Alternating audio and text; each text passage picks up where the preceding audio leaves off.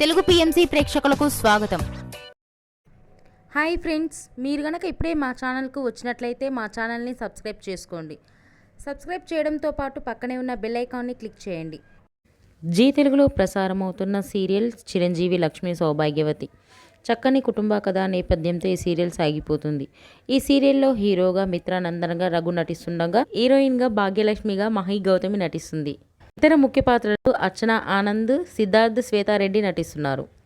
తాజాగా మహి గౌతమి తన లేటెస్ట్ ఫొటోస్ని అభిమానులతో పంచుకుంది. ఆ ఫొటోస్ని మనం కూడా చూసేద్దాం.